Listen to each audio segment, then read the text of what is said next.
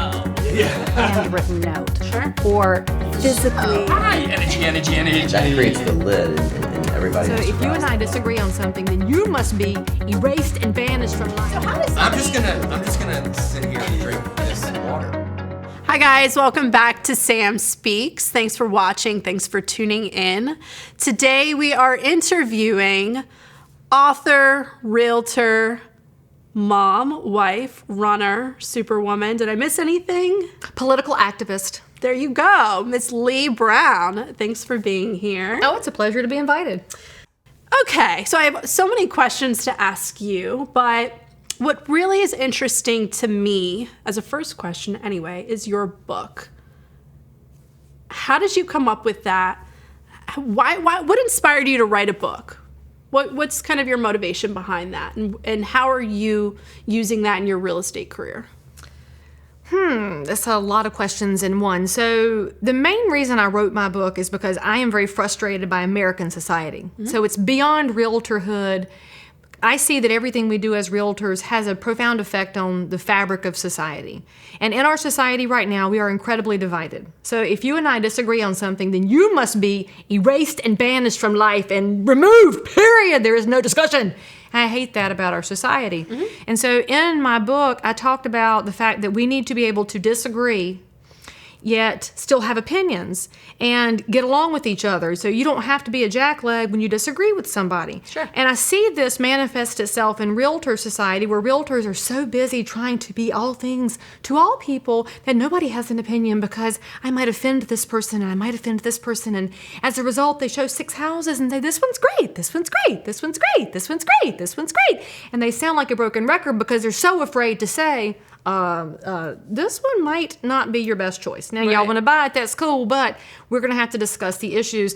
And realtors have to have opinions. Mm-hmm. We as human beings have to have opinions, but most importantly, we have to learn how to be authentic without being assholes. And so my concept of outrageous authenticity is talking about regaining the who of what you are, the fabric of what you are, without being an asshole. And at the end of the book, my biggest moment was trying to get people to understand that this idea of authenticity should not be outrageous. Sure. However, in today's world, it's gotten to be that way. So when I give political opinions, I get a lot of people giving me feedback.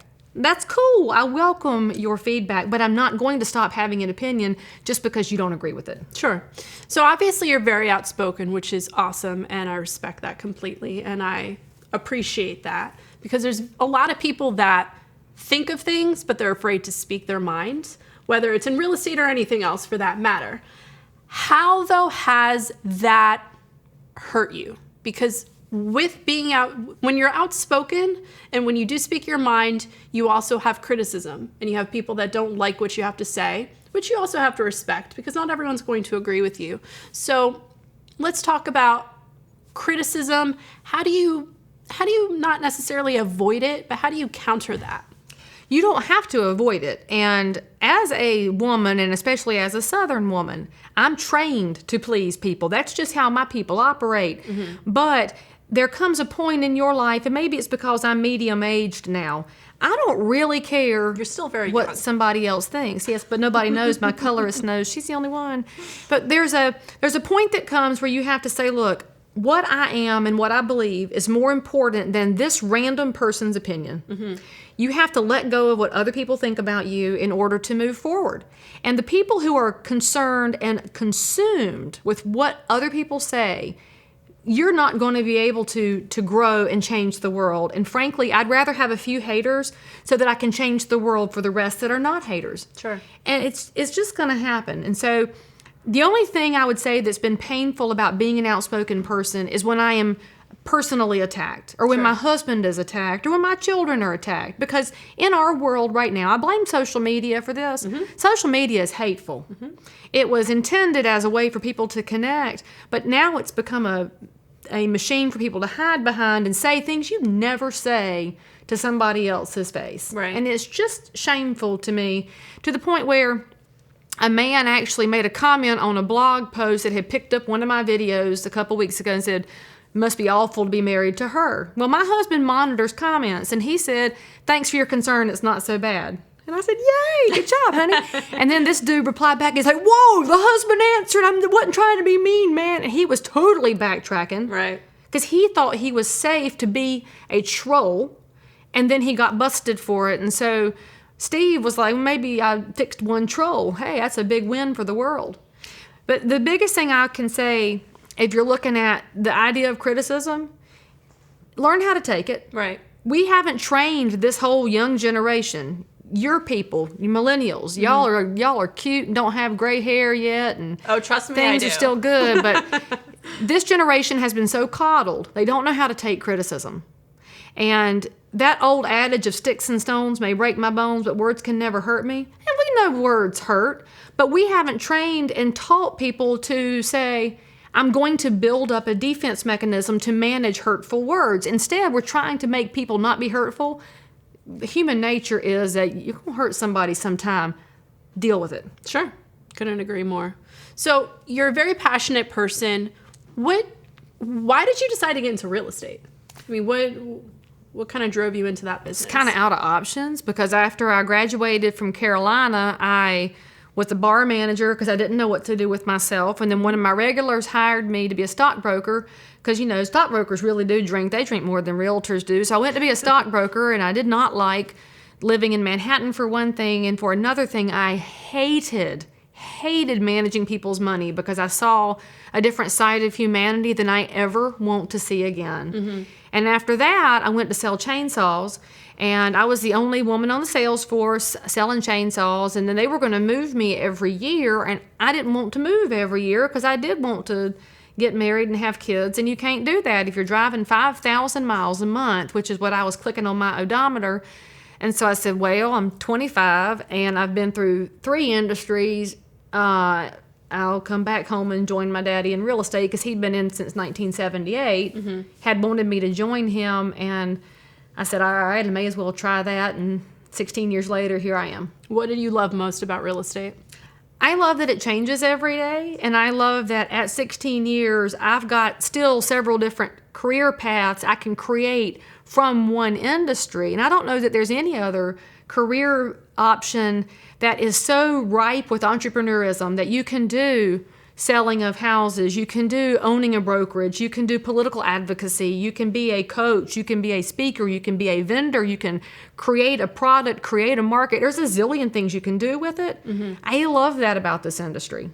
You've grown a brand, you've grown a really strong brand. Your name, when people hear your name, they know that they're going to hear someone great when you're speaking, and you have a great following. I think a lot of people kind of try to figure out, well, what's more important, growing the brand or just doing deals when it comes to real estate? So what do you have to say about that? The agents who are concerned about deal after deal after deal are the ones that screw up the industry. And you can argue with me all you want about that. I'm right. The ones who are doing this house, and then I'm going to go to this house, and then I'm going to go to this house, they're not concerned with the consumer of this house and how their relationship in the real estate transaction affects the consumer on both sides of the coin, mm-hmm. because they're looking at the transaction. When you look at the transaction, you're actually driven by money. Mm-hmm. So whether you're selling 2 houses a year or 1,000 houses a year, if you are transaction focused, at the end of the day, you're about the money. Sure. I was raised not to be about the money. In fact, my dad told me when I got in, if you do people right, the money will find you. Mm-hmm. It just happens that way. And so if you're a transaction-based broker and you are hung up in this deal, if it crashes, your world comes crashing down around you. You also are missing the nuances of how this one transaction has ripple effects inside the neighborhood that it sits in, inside the overall local community, in the state, in the nation, in the industry. And so your realtors who get it are the ones who are looking at real estate from a 30,000-foot view, and they're able to laser beam in on that consumer and say, I get it. This is your largest financial instrument. I'm going to advise you as to what's best for you, regardless of how it affects me. Mm-hmm. Those are your best realtors. And you'll find this as you talk to the producers who are getting it, when they pull themselves outside of the transaction-based business and look at it as an actual business, and look at it as an industry, and look at this as a really big picture, they get what they did wrong. I was doing it wrong for the first several years of my business. I was focused on volume, sell more houses, make more money, and my business was exploding. The crazy part is when I pulled myself out of a transaction-based business and turned into a better human being who is more engaged in the industry and in the community, my business has grown exponentially since then. Because as it turns out, the consumer prefers a realtor who is engaged in the local community and not just bullshitting people by saying, oh, I'm going to come to your neighborhood cookout and be the realtor who hands out business cards and woohoo. But the realtor who's at the town hall meeting to ask about eminent domain, the realtor who's at the PTA meeting asking about school reassignments, that's where you see realtors changing communities. And it's not just one house that can do that, but you as a realtor, you touch all these different consumers, you're touching these neighborhoods, you're involved in all the angles of the transaction, you can transform the place where you live. I mean, how else do we get that opportunity? So let's talk about coaching. Where did you initially get trained? What advice could you give an agent out there who's a newbie agent, doesn't know anything, and they're looking to get some good advice, some good training, some good coaching? Well, I think, first of all, anybody who gets their license and wants to get coaching ought to be asking all of these little coaching companies, when's the last time you actually bought or sold a house and helped somebody? Because in our industry, it's really easy to make money off realtors because realtors will spend money and, oh, I can get 100 listings if I do that. All right, here, oh, there's a new gadget, I want to buy it. And they spend money without regard for the return on investment. And so a new agent, ask lots of questions. Why are you a coach? What's your background? How long have you had an active license? When's the last time you helped a consumer? And if they tell you that the foundations of real estate never change, then be very afraid of that person because they're about to give you all their techniques from 1978, a lot of which do actually still work. However, the consumer is shifting. The consumer has shifted in the 16 years I've been in the business, and a good coach is still enough in the trenches to understand what consumers are saying and what they need. So that's the first piece of advice I give. Now, you can shortcut your success cycle by hiring a coach. Absolutely you can, because this isn't a new thing and you don't have to reinvent the wheel. You do need to find a broker who will answer your questions and answer your phone call, because there are some great brokers in this country and there are some really awful ones. To me, where the rubber hits the road is when the broker is available and communicative and is willing to walk you through how to survive whatever wildfire you have created through your own incompetence. Because if you're a new licensee, you're incompetent. We know that. You have to acknowledge it too. Because as realtors, we have so much ego. We all act like we know everything from the minute we get our license. You don't know anything. Most of us, Or they we go think back they watch it on TV and they think they know everything. That's a whole different ballgame because that's all edited. So find the broker who will answer your questions, and then find the coaching place, or just get out into the industry. Maybe you can't afford coaching at $1,000 a month. That makes sense. So go to conferences, go to your local association, and go to every educational class they offer. I don't care how boring and terrible it sounds. Go to all of them. Go to your state association. Go to all those educational sessions. Go to the National Association of Realtors annual conference. We have 25,000 realtors there in November out of 1 million. But the 25,000 that are there are crazy actively engaged, and you will grow at leaps and bounds past your competition because you're reaching outside your local market, you're reaching outside your brokerage, outside your brand, because none of the brands or the brokers are the single clearinghouse for the best information. They've all got good stuff, but I've learned the most from being outside my local market and outside my brand. So when I first got in the business, my dad didn't let me touch a consumer for 90 days. I had to live in his hip pocket before he would let me touch a consumer. It's the most brilliant thing he could have done. And I had to go on listing appointments and buyer appointments, and I had to do everything with him so that I would not harm the consumer when they were turned loose with me. And as realtors, we have to do a better job of not harming consumers instead of looking at consumers as an opportunity for training, which is how the industry currently looks at them. So he sent me to Howard Brenton, which Howard's now passed away, but he was the best trainer we had in the industry, bar none. And he died of cancer a few years ago, but the program that he had built through the early 90s into the mid-2000s was called Star Power. Star Power was a network of amazing realtors from all markets, all different average price points, all over the country, who would share everything they did about their businesses. So Howard did a monthly series of interviews to say, how did you get your business here? And these people would tell you everything they did. I mean, they weren't holding it back. They weren't sugarcoating it. They shared completely transparent how they went from 0 to 300 transactions or 800 transactions or whatever they were doing.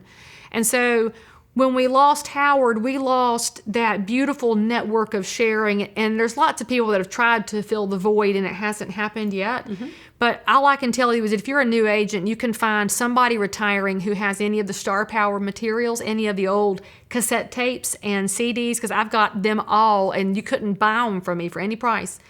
Get them, because those are the most powerful training I could have received in the industry. And it also gave me somebody to look up to. Right. Because when I got in and I'm meeting these stars, I'm completely starstruck. I'm like, oh my gosh, that's Alexis Bolin. And Alexis is a realtor in Pensacola, Florida, who is in her 70s now and very active in the business. I've never met a more sharing person than Alexis, and she's the queen of scripts and dialogues. Her knowledge is amazing. So I got to meet her. I'm a young realtor, and I'm like, wow, she's awesome. And the cool thing was, she didn't act like I was some newbie. She wasn't patting me on the head and making me go away. She's wanting to know how she can help me. Right. And so as I have grown in the industry, I take on the Alexises of the world, Leslie McDonald from the Chicago area, Brian Bamba from the Chicago area. I mean, all these people in different places who have shared with me, that's my role models. I want to do like them, so I give back. So if you're newer in the industry, you've got to look ahead, too, to where you're going to affect the industry after you kind of get the mechanics of buying and selling under your belt. What are you going to do to make the industry better when you leave it? Right. Scripts. Do you love them or leave them? I love scripts. Any agent who says they don't use scripts is full of shit. They all use them. How do you assume, though, this is always my question with scripts. Scripts are very, it's a script, so it's very direct, and you can't know how someone's going to respond. Just like when you post something on social, you don't know that, you know that people are going to love you, you know that people aren't going to love you, and they're going to say their opinion, whether it's right or wrong. With scripts, you're prepared, but you're only prepared to an extent. So how do you feel about that? Well, you have to have some preparation. And the beauty of scripts is not that you will have every answer to every situation, because in real estate, you've never seen it all. There's always something new that's coming, but it gives you something to say to the consumer, if for nothing else, and to buy time before you say, you know what, I'm going to have to call somebody for some advice on this. But the consumer doesn't feel like you're completely hopeless and clueless. Right. And when you start doing this long enough, there are certain things you're going to hear over and over. I don't want to get pre-approved before I look at this house, or I don't like this carpet, or we can't afford this house. There's lots of things you hear said over and over, and what the consumer has said is not necessarily what's going on, but your opportunity to go deeper and find out what's happening is what scripts do for you. So if you tell me you don't like the carpet in a house, I have a script for that. My script is, well, if this wasn't here, would you buy the house? Well, what do you mean? What do y'all want here? We want hardwoods. If the seller gave you hardwoods, would you buy the house? And that doesn't even sound scripted. You're not having to sound like a used car salesman or an insurance salesman or one of those people who call us realtors and try to sell us Google page one, which drives me crazy. But the people who are living by a script are one group, but the ones who use the script as a way to draw information out of the consumer, that's who I am and that's what I promote. Because you have to know what to say. Sure. How has selling chainsaws helped you in real estate? Oh, I don't know that it's necessarily helped me in real estate, but I've sales sold or sales. You were selling. I mean, it's got to be something.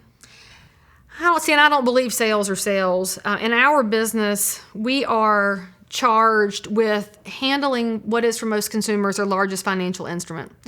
And we have an intimate place in their lives. They tell us things that they haven't told their mama, and they often haven't told their spouse or don't tell their best friend. So we're in this place of confidant and counselor as well as person who's handling their largest financial instrument. So I don't look at what we do as sales in the standpoint of when I was selling chainsaws, where it was, hey, here's this model, here's why it's great, here's this model, here's why it's great, or buy a pallet of both, hey, we can sell them.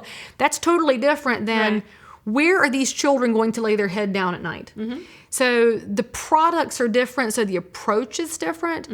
What I got out of chainsaw sales is an amazing amount of confidence, because I mean, I was the only woman some of these people had probably seen in 25 years, and so they didn't know what to do with me anyway except sign my orders. That was fine. And I had an incredible amount of confidence because living by myself in other states, I ate out by myself all the time. I was driving across the state, living in hotel rooms. So you learn to strike up a conversation with a stranger that's completely natural and not, hey, who do you know that needs to buy or sell a house? So I learned some of those kind of skills. The people skills, it helped with that and confidence level, which is great. I've sold more houses to people that I used to work with than I ever made working there. So there's been that benefit. So I've been able to, that database knew me, trusted me, and allowed me to represent them in real estate. And so it was the relationship that mattered, not the skill set, if that makes sense. There's a lot of people that work within the family. So you worked with your father, which is great. I know. My father wasn't in real estate, but my dad was an attorney. And I swear ever since I was born, I had to work for him. Like, he's like, oh, you're born. That's why they had us. Yep. You're going to work. Here's a computer. Figure it out. So like you, I get that. It was that whole, you got to work hard if you want things to happen. But as you know, working with family can definitely get tricky, and emotions are there, and because it is family, it can be tough. So how did that dynamic work? Because you weren't just shadowing for, forever, obviously. So what were the ups and downs of working in family? I wouldn't trade that experience for anything else I've ever had in my life, to have had all those days with my dad. And I still have him, so I talk about him like he's dead, even though he's retired. But I wouldn't trade any of my working days with my dad for anything, because it gave me an opportunity to know my whole dad. And there's an opportunity that you have in life to know people on more than one level, which is another reason I kind of hate social media, because we start surface painting people and you don't dig deeper to know all their layers. Right. But I was around a man who'd been in the business for this long, and he's approaching his 40th year, who had only one enemy in the whole Charlotte market. And I don't know of any realtor with that few enemies, just one. And frankly, it's her fault that she hates him because she was wrong. But people love my dad. And the only downside of working with him was that we didn't ever stop talking real estate. And we've stopped it now that he's retired. He asks how he can help. He is my biggest cheerleader, and he and my mom support everything that I'm doing in the industry as much as they possibly can. They're amazing grandparents. And so part of his why for retiring when he did, because he's still young enough he could be selling, but this weekend he was in the mountains with my kids fishing. And you can't do that in the summer when you're a realtor if you are hardcore after it. So that's the only downside, is we talked real estate too much. You still look at him as a coach, as a mentor? He's my sounding board. I don't know if I would necessarily call him a coach at this point, but he's my sounding board. So I guess it depends on how you define that coaching piece. And he's actually started coaching agents on the side because he loves mentoring and helping people from a holistic standpoint. So he loves on people as much as he guides them through real estate. And since I offer some coaching, but it's not my wheelhouse, that's been really great. So he can handle the people who need somebody, and I don't have enough bandwidth for it. But my dad's forgotten more than most realtors will ever know.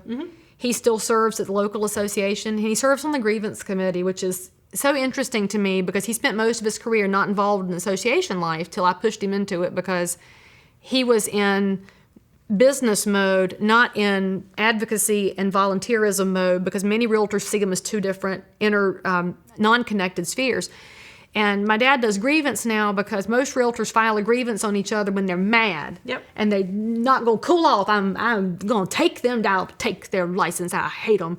So my dad goes in there from the standpoint of, let's get the whole story. He loves people. He believes they really didn't mean to do anything wrong. He's the one on grievance that is going to give them a fair chance when the rest of the committee's like, punish them. Put them at the stake. Set them on fire. Daddy's not going to set them on fire. He wants to hear them out first. So because you get a lot of people are so quick to hate than to say something positive.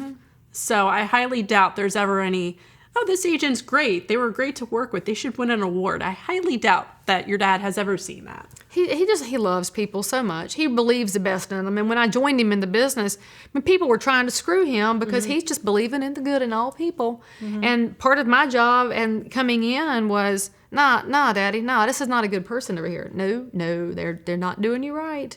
Because I do, I'm a little bit more cynical, a little bit more of a realist than my dad, who is the lover of all people. So you take him to any real estate event, it's Daryl, and everybody hugs him and loves him. It don't happen to me that much. Yeah, not so much. They're like, oh, I saw your video. They don't really know what to do with me because I don't fit any mold, but that's all right because my dad fits that love. Well, it's interesting, though, because you say that social media is kind of a tricky place, but you do use your social and you have a good following on social. So how has social media helped you, and which platform do you like the best? Social media has helped me tremendously because I'm an introvert, which nobody ever believes because I am very comfortable on a stage in front of 1,000 people. But if you put me in front of 10 people, I don't like that very much. It's too intimate for me.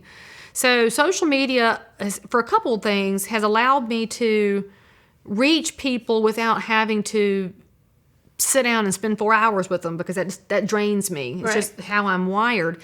And the other thing was I sell a lot of houses, and that means in any particular marketplace, when you are a top producer, your local competitors, just by nature, are going to have to hate you. Just how it has to be. You're not really loved till you get 50 miles outside your market. And I was already selling a bunch of houses when Facebook came along, and I was on active reign when it got started. So that would have been 2006. And it's 10 years now since realtors have really started to coalesce on the internet. And in 2006, my business was taken up like this.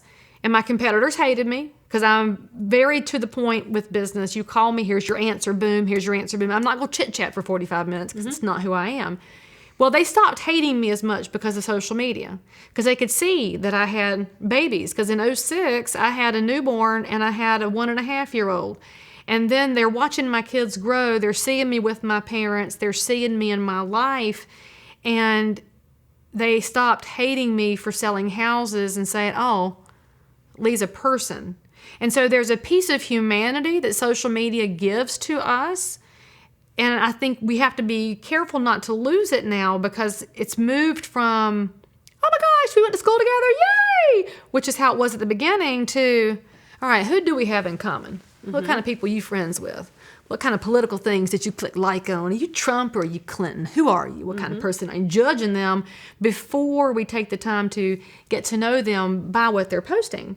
So Facebook is my favorite platform, and I've described it before, and I wish I knew where I read this all those years ago, but Facebook is a dinner party. And so you're at a table with people you already know having conversation.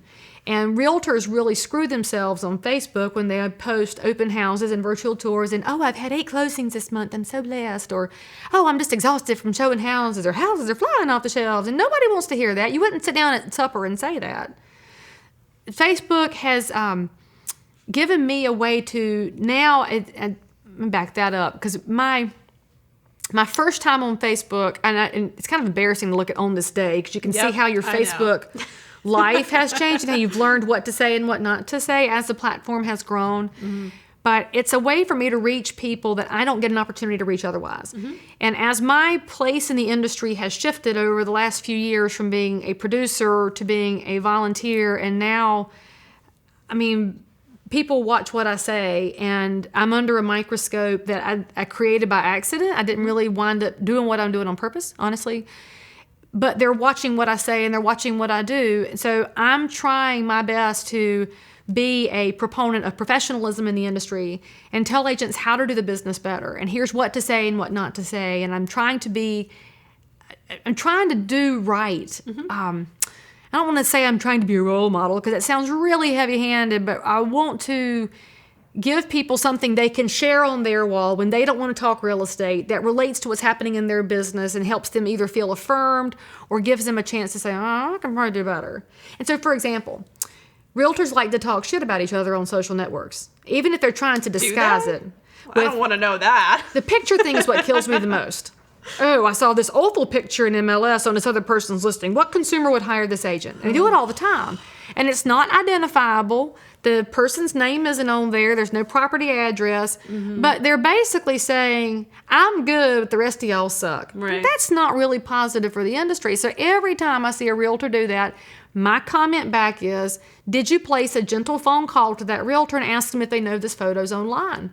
Because they might not know. If they manually uploaded 24 photos to MLS and accidentally clicked on the one that was the repair of the rotted wood at the door jamb that they were going to remind the seller about, why are we not saying to each other, hey, did you know you posted this? And if the other agent's like, yes, I did, and I love my photo, it's like, all right, Jesus be with you, I've done what I can, but I want us as realtors to do each other better before we talk about it online. It's ridiculous. Yeah. I definitely understand where that's coming from. I mean, I try not to read through the newsfeed because, like you said, everyone's trying to, post all their stuff, and I did 8 closing and this, and you don't really know, and you don't have time to fact check, and you don't even want to fact check. I mean, who cares? I do. I do check my broker posts. metrics. I check them all. Bring me an offer. I'm going to look at your production before I call you back. I post, what I think is interesting or my listings and some pictures because obviously I have to promote it. And then I get off and then I continue on with my day. But I will say, when I do see someone who has that multi-million-dollar listing and they take a picture with their iPhone and the bathroom or whatever has a mirror and you see the agent in the mirror and you're like, how did they get that listing? This is driving me nuts. I would never post something like that, but like you said, I would give them a call because sometimes I want to have a progressive open and I want to have pictures of everyone's listing, and I don't want to put something out where I have amazing professional pictures that I spent a whole lot of money on and then have their picture, with the reflection in the mirror or their iPhone shots. So I do think it's important to, again, something that when I've interviewed other people, it's that camaraderie. It's just being professional. And I think that maybe the industry as a whole needs to weed out some of the agents who are kind of in it with kill, then just understanding, we all have the same goal here. And I think it's an interesting message that's been brought up numerous times, especially with today's agent. We're kind of running out of time, but I do want to ask you, I mean, you're extremely knowledgeable, extremely experienced. What advice, what's the number one advice that you would give an agent now, knowing that people really have to step up their game in this new real estate era where buyers and sellers, they can go online? There is the question that I've always been asked, well, why do I need a real estate agent? So it's important for agents to know that you need to bring up your level that much more. So what do you think is different, and what's the number one piece of advice that you would give someone who wants to get into real estate today? You have to know what you offer that's different than a website. And I think most realtors don't, because they still think that they are the purveyor of houses. Bedrooms, bathrooms, square footage. Bedrooms, bathrooms, square footage. That's all gone. We don't own that anymore. We don't even own price anymore, because the buyer who calls and says, how much is it, already knows. So you've got to define the value proposition you're going to bring to the table. So I can tell that consumer that says, why am I hiring a realtor? I say, because I'm going to help you navigate the minefield of real estate, and you might get blown up and I might get blown up, but pieces of us are going to get across the finish line together. And my consumers say, what do you mean the minefield? I'm like, because it's a hot mess. You might be smooth sailing. You might be the easiest transaction on the planet. You might also have mold in the crawl space and termites and appraisal issues and a survey encroachment, and your buyer's husband died in the middle of the transaction. We don't know what's going to come across your plate, but I'm going to help you navigate when we hit a mine so that we can get you to the finish line. And that's what I think most realtors they don't know how to define it. Right. Because they don't know all the things that are going to happen. Yeah, none of us do. That's why it's a minefield. If we knew where everything was, you could walk through it easily. But it doesn't happen. The most experienced agents are the ones that say, I don't know what we're going to see on your transaction. Let's find out together. And the other thing you can do as you're learning the business, preview. And new agents are pretty good about previewing. And I say less than 6 months as a new agent. Because once agents hit that 6-month mark, got this. Don't need anything anymore. I am professional and experienced. And they quit learning and they quit educating themselves until they get to about the 5-year mark. And then they say, holy crap, I was doing real estate all this time and I didn't know what I was doing. because there is a reality moment that hits after you get past that initial blush of ego. So the best agents don't stop learning. They go to classes above and beyond CE. They go to every conference they can get their fanny to, and they preview. I sell more houses and all but about 4 people in Charlotte. I preview every single week because I have to know the inventory. I have to know what's out there. Is it overpriced? Is there a cool new feature that's starting to hit the market? Am I going to start to spot a trend? You can't do any of that spotting if you're sitting on your computer clicking through the MLS looking at houses, because that's not previewing. Previewing is you out with your super key, making appointments, and viewing houses and being visible, being involved, being active in the industry.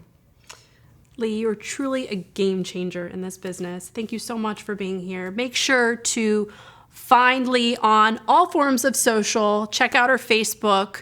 And thanks so much for tuning in to Sam Speaks. Make sure to tune in to samspeaks.com, and we will see you soon.